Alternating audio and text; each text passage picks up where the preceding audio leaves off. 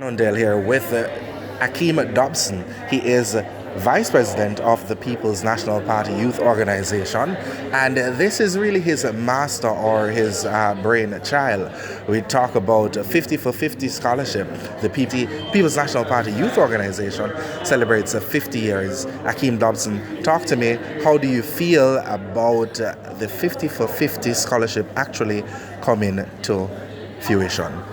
It's one of my greatest accomplishments. If I have nothing else to leave as a legacy, this is something I want to ensure that is left as a legacy. We have to understand that we speak that education is a passport to life, but then education is the one of the most expensive ventures one could ever take on in our country.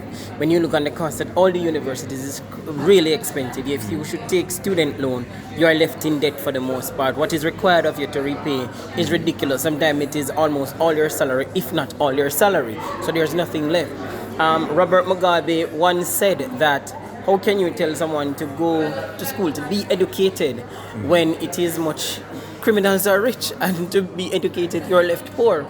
We have to find the best possible way to ensure that our people get the best education possible while they're also being lifted out of poverty and they are not left in debt. And so this is one of the things that we looked on to say, this is how we're going to help to transform Jamaica, being the vanguard of change. All right, so this program, it has happened. You've awarded 50 students with such a scholarship, which is a 50 for 50.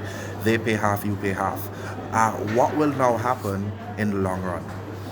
What we're going to do, we're going to monitor them, check on their progress, how they're progressing, what they have contributed to the university, and how they're really developing overall. We're also going to be looking now, how do we change other lives, because it doesn't stop with them. This is the second batch, but the first within a ceremony like this with traditional media.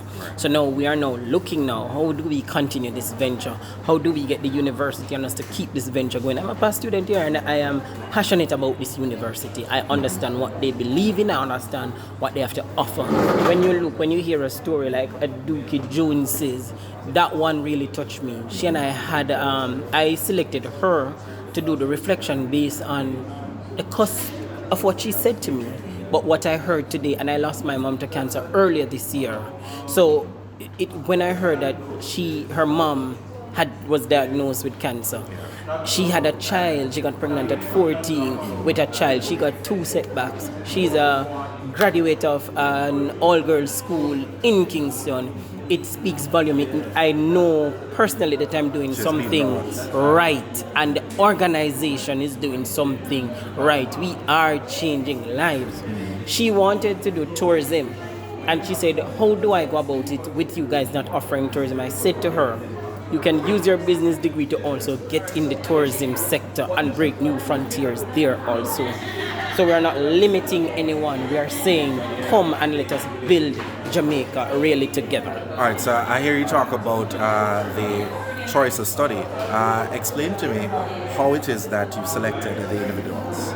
Well, all we said, once you meet the basic requirements, which are 5 CXCs including math and English, because you have persons giving scholarships and organization and they're telling you must have 10 CXCs, you must have this, and they should all be in ones, they should all be in ones and twos, and it is also subjected to certain universities. We are also breaking down that barrier, because if you only look for those with the 10 CXCs, what about those with 5 who has the very same capacity? You are leaving them behind, and what you're really saying is that they should become criminals, they should start doing illicit things, and then we start having problems with scamming, we start having problems with drugs and whatever. We cannot continue to look on education in the traditional light. We must change it for the better. We must make Jamaica the place of choice, as they say, to live, do business and raise families.